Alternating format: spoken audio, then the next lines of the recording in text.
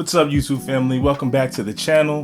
And if you're new to the channel, welcome. Don't forget to subscribe if you haven't. And I say that because I have a lot of new content coming up and I don't want you to miss it. Before I get into this episode, I want to say that this isn't a technical observation, but more of a subjective real-world usage type of scenario. Now, with the release of the Fujifilm XH2s camera, which we're filming on right now, came two new log profiles, F-Log and F-Log 2. Now, for those of you who don't know, F-Log is a super flat picture profile that helps maintain the detail in the highlights, which is the brightest parts of the image, and in the shadows, which is the darker parts of the image. This allows for a deep color grade, allowing you to push and pull things in the image and to adjust the colors in the way that you would like.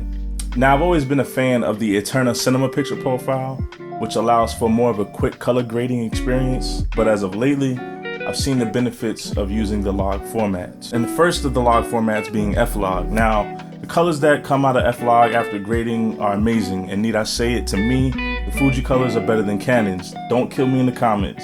Now, with the introduction of F-Log 2, it had me a little confused on which is best for everyday use, both in low light and in high contrast scenes. And it left me asking the question of which produces the better colors, the better image, and we'll get into that part later. So what I did is I went out and tested them both, and I discovered something, and I think that I know what Fuji was trying to do here. Now, I don't think Fujifilm made F-Log 2 to completely negate the use of F-Log 1, but I feel like it serves more as a counterpart than just completely replacing the original F-Log. I do have some test footage I want to show you guys, and after we could talk about my thoughts on which is better, or if one is even better than the other.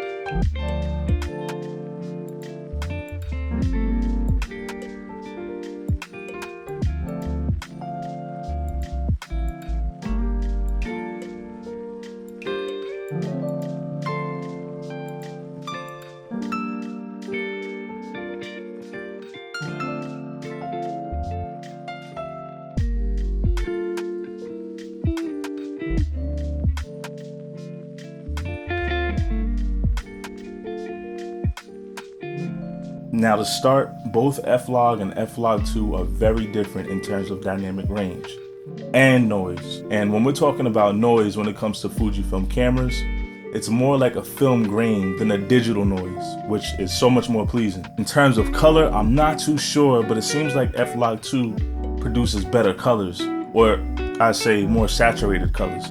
And I say that because after converting F-Log 2 to Rec 709, I noticed a little bit more saturation, or maybe in the reds and magenta. I don't want to get too technical. This is just something that I noticed. I'm not sure, but yeah.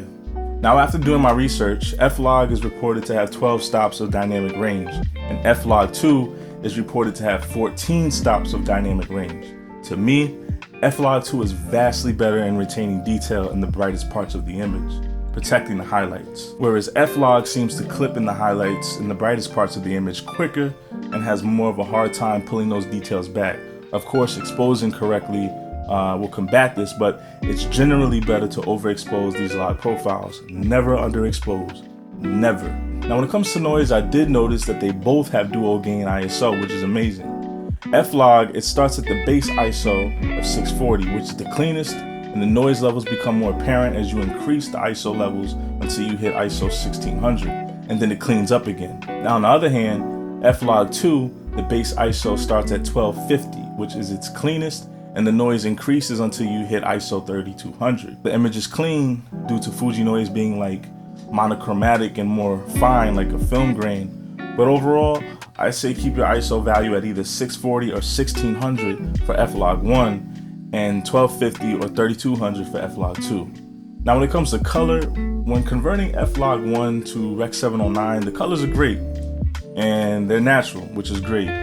But for some reason, to my eye, when using f-log2 and then converting to Rec. 709, the skin tones seem to be more accurate or just more pleasing to me. Now this is subjective, but I mean either profile can be great. And to be honest, once you start color grading, you could always make one look like the other in terms of color. So I mean, that's neither here or there, but that's just something I noticed. If you ask how I use them, I'd say when filming in lower light conditions where the highlights won't be too extreme, where I can control the lighting and where I want to keep the noise levels lower in the shadows, I'll be using f-log1. When filming outside in bright conditions where I can't control the lighting and I want to retain more highlight detail, I'll bring my ND filter with me and confidently use f-log2. Now I want to say that when using the Eterna Cinema picture profile with a custom tweak in the camera, putting it up against f-log1 and f-log2, it still looks good and the dynamic range still looks great when setting the dynamic range to 400%. I still may be using this, I'm not too sure. Well, that brings my observations to a close. Once again, this was a real world usage test, not a super technical one. Make sure you subscribe because I have a lot more content coming about this Fujifilm XH2s camera, as it will be a new staple here at the loft and I don't want you guys to miss anything. Once again, hit that subscribe button and I'll see you later.